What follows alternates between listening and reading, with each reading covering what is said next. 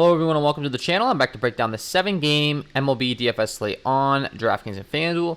If you do enjoy the content at any point in this video, if you could please leave a like on this video, subscribe to the channel, hit the notification bell, I would greatly appreciate that. Just recently reached over 500 subscribers, so thank you to everyone that has supported so far. We're going to continue to grow the channel and continue to give you daily content. I do cover NBA as well if you're interested. But MLB, I will be here all season long breaking down these MLB DFS plates to help you guys become better MLB DFS players and help you guys win some money night in and night out. So with that being said, let's go ahead and start breaking down this slate today. As always, I like to look at our pitchers first, and then we'll break down some bats right after. So we'd like to sort my sheet by K rate. It's fantasy sports. We get points for strikeouts, and the top guy on the slate today is going to be Mr. Jacob DeGrom, taking on the Philadelphia Phillies. Jacob DeGrom, the only really true ace on the slate, comes in with a 3.14 SIERA, 2.42 ERA, 33.5% K rate, 17% swing strike rate, just elite stuff across the board. 35.4% K rate against righties, good across the board there, and then a 31.1% K rate against lefties. It's a little bit worse in the hard contact, the slugging and such, but it's Jacob DeGrom. I mean, the guy's still elite all the way across. And he gets to take on a Philadelphia team today who currently has a 2.75 implied run total. So Vegas is definitely backing Jacob DeGrom in this one. Comes in at $11K on FanDuel. On DraftKings, he's priced up to 10.7. But, you know, like I said, there's a reason this guy's priced up. Top pitcher in the league. And as far as the strikers are concerned, they're going to be there. And then he limits the hard contact and all that stuff. But Andrew McCutchen, there's plenty of strikeouts. Rhys Hoskins, Bryce Harper's an elite bat, but there's plenty of strikeouts. You got Alec Boehm, Didi Gregorius, Gene Segura.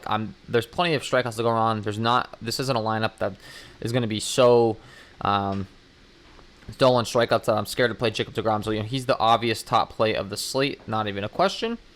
Second guy on the slate, we got Adrian Moran taking on the San Francisco Giants. He only has a 27 innings pitch sample size, but so far has looked pretty decent across the board. ERA is not good, but he has a 28.1% K rate, 11.6 swing strike rate. Against righties, it's a 31.4% K rate. The slugging, the hard hit rate, the WOBA's an issue. Against the lefties, it's a 23.5, and same thing. Giving up a little bit of hard contact, but so far we've seen that he does have the ability to strike hitters out.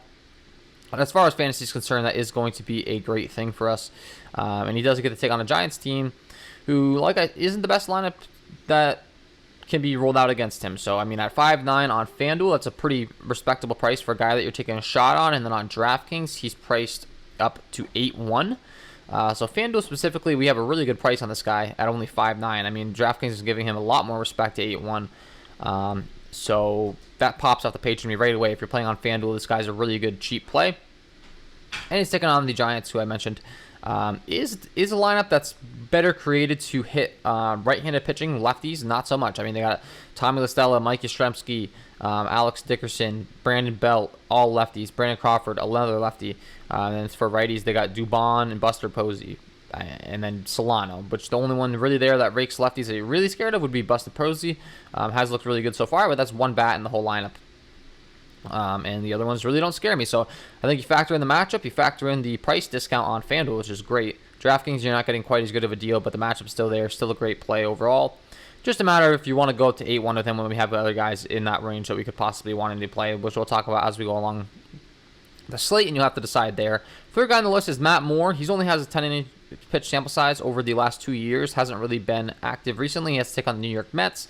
So as far as these numbers we're looking at right now, they're not really all too important on my sheet because the last 2 years he hasn't been out there for quite some time. But what we do know about Matt Moore, he's a left-handed pitcher, going to struggle more against the right-handed bats than the lefty bats.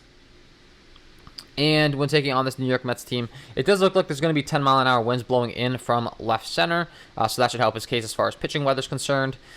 And this Mets lineup isn't exactly the best to take on left-handed pitching because they do have quite a few lefties themselves. They do have some lefty rakers, most notably Francisco Lindor, Pete Alonso, J.D. Davis, and James McCann. So those four guys, I have no issues with you playing in tournaments against a lefty pitcher, but other than that, it's actually a pretty good matchup for him overall. They do have a 4.25 implied run total, so they're not. I mean, Matt Moore's not expected to go out there and shut these guys down. And I'm not saying that I really want to play Matt Moore. It's just a matter of if you're really going to stack against him. And overall, I'd say you're looking to play those righties, but the lefties not so much. And I don't think Matt Moore's going to have a great game. So as far as playing him as a pitcher, probably not all too interested there. And then moving further along, things do drop off fairly quickly here, but we do have some also good matchups. Carlos Rondon, a guy that comes in next on the slate with K rate and gets to take on the Seattle Mariners, which we know they have plenty of strikeouts in their bats. 26.9% K rate overall. The ground ball, the fly ball, the walk rate is an issue. Can get a little bit of wild at times. 26.9% K rate against righties, and then against lefties, it's a 27.3% K rate. And he's much better in the hard contact. As far as the slugging and the WOBA is concerned, hard contact still pretty bad against lefties, but slugging WOBA looks better. And the ground ball and the fly ball stuff is much better against left-handed hitting. So, of course, I mean, he's a lefty himself. We do prefer to target him against left-handed heavy lineups if at all possible. But overall, the strikeout upside is going to be there. He can just get a little wild. We're looking to target him against some lineups that aren't so disciplined and can give him a few strikeouts. And I think we have that in this Seattle Mariners team. So, not the worst option on the slate, I would say. Just know what you're getting yourself into. A bit of a tournament play. If he starts getting wild and losing his spots, things can go south quickly. But he can also pick up quite a few strikeouts, and he's taking on guys like Mitch Haniger, Ty France, Evan White, Taylor Trammell, Dylan Moore. There's lots of strikeouts to go around. Tom Murphy's a guy that does hit left-handed pitching well. And you can make an argument for the Seattle stack as well.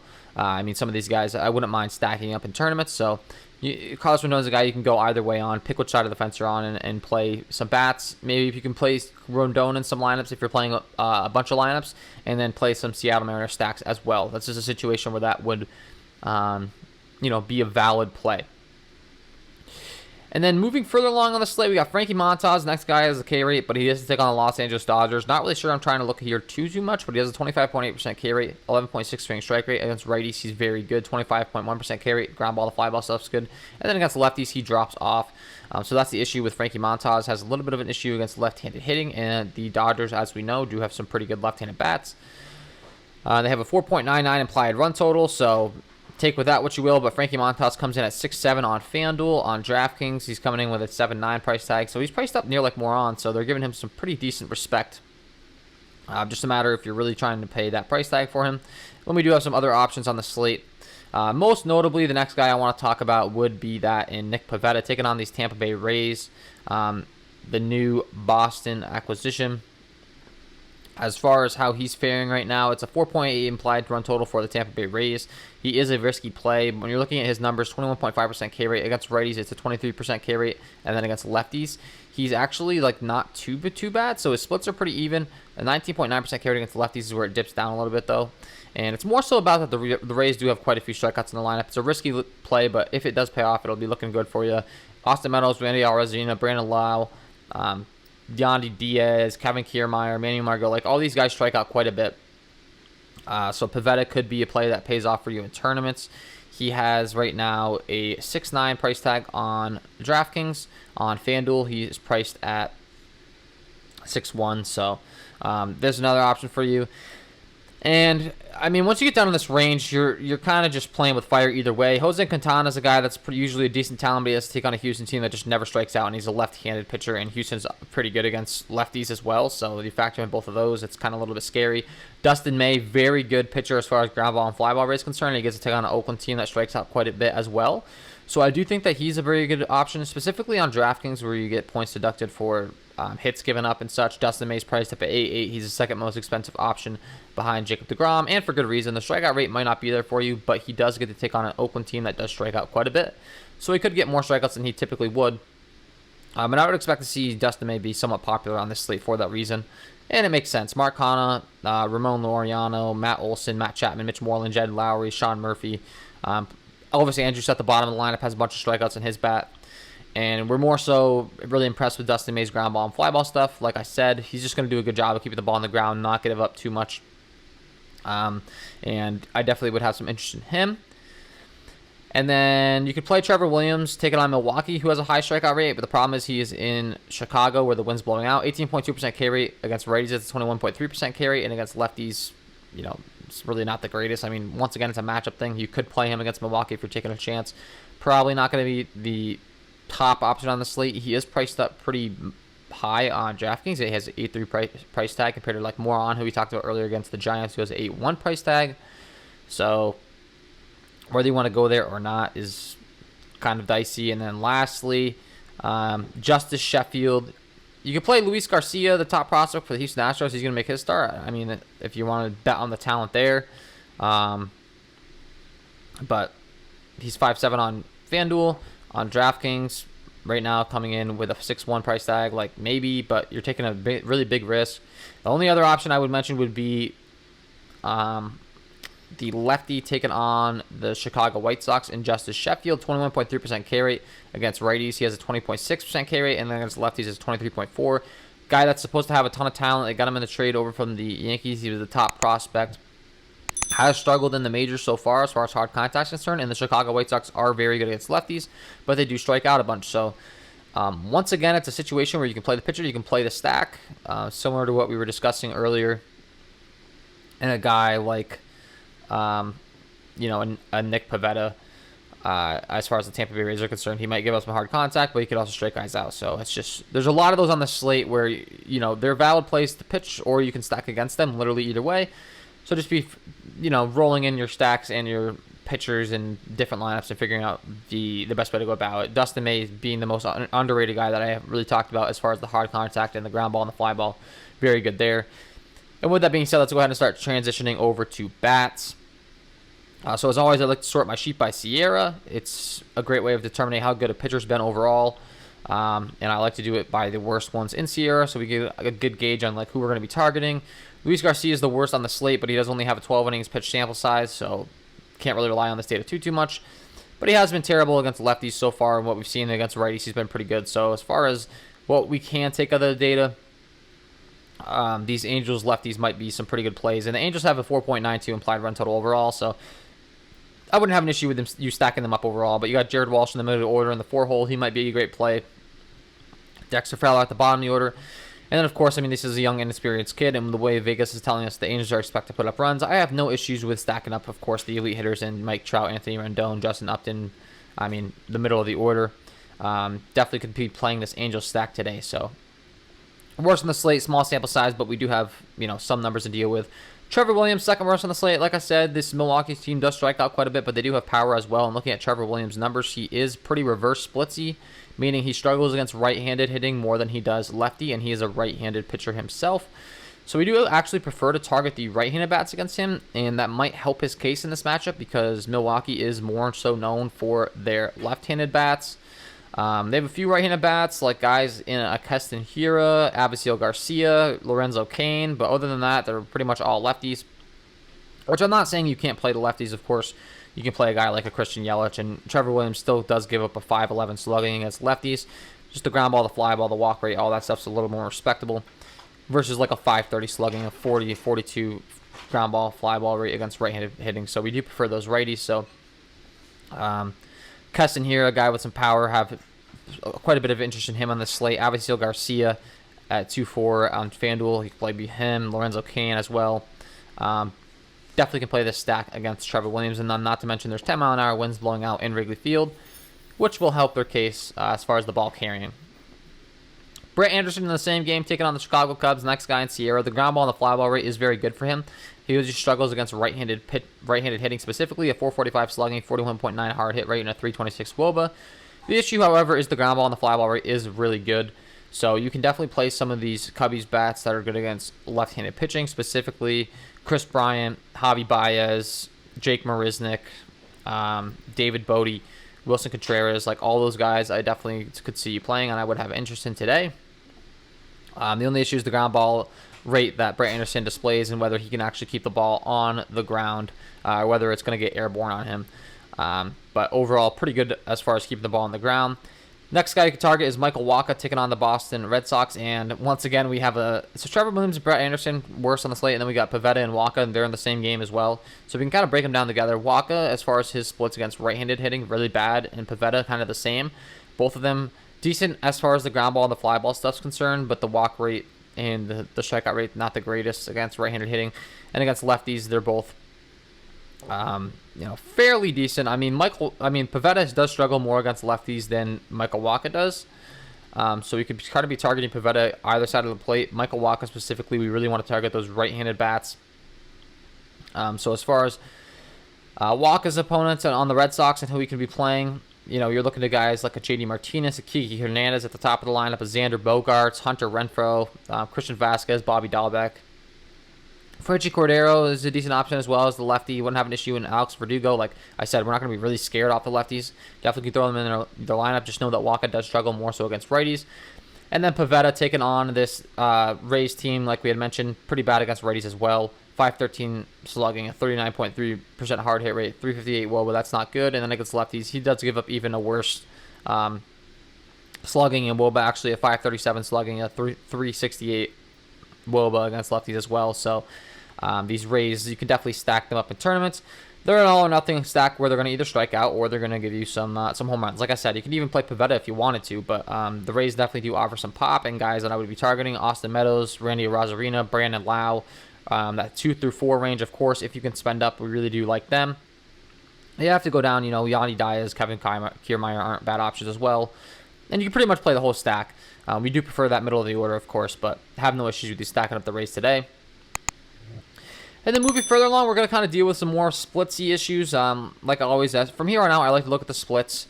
We already broke down the worst pitchers on the slate, so it's figuring out who's really bad against what.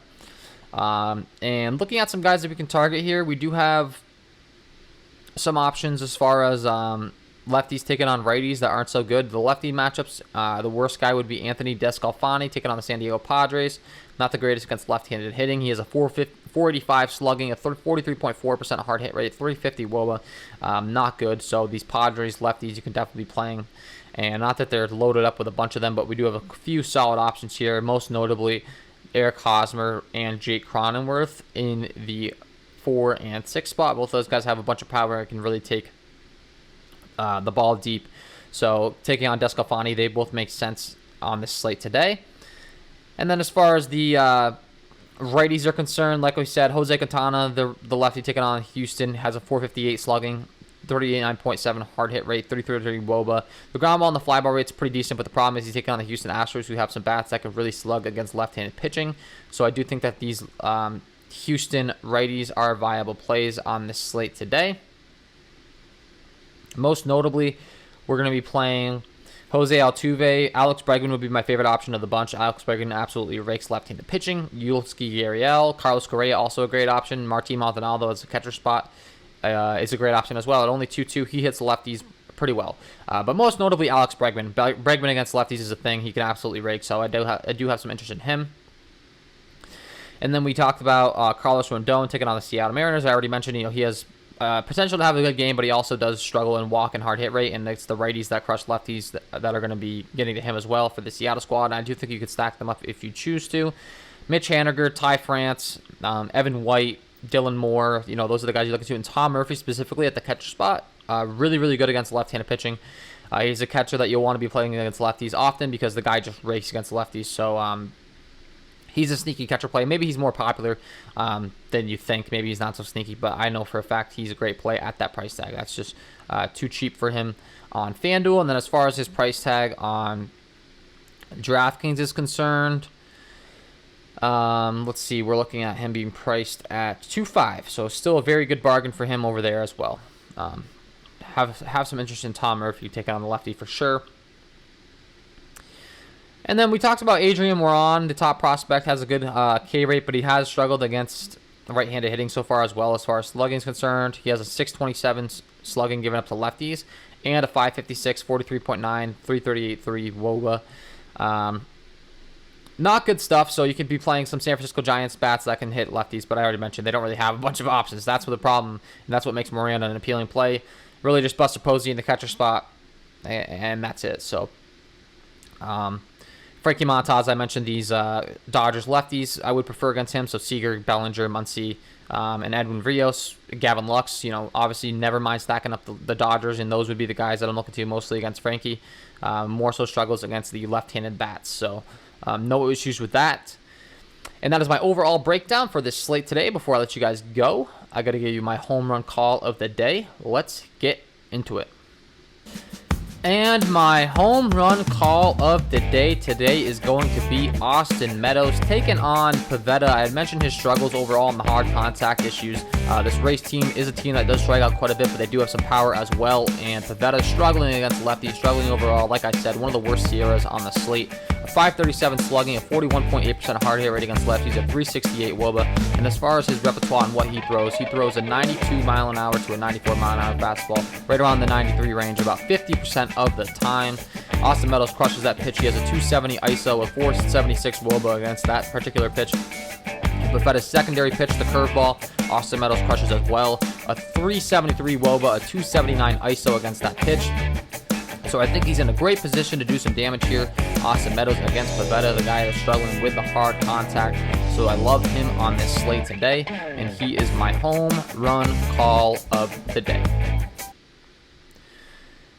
So there you have it, guys. Austin Meadows, get him in your lineups. He's going deep today, and that is all for me in this one. If you did enjoy the content, if you could please leave a like on this video, subscribe to the channel, and hit the notification bell, I would greatly appreciate that. And then don't forget to check out all of the KJK DFS packages, linked below in the description. If you're getting really serious about DFS, I do offer NBA DFS packages and MLB DFS packages. The most recent one, you get access to all my sheets, my cheat sheet, my power rankings, all of the above, so check it out. I wish you guys all the best of luck tonight, and we will see you in the next one.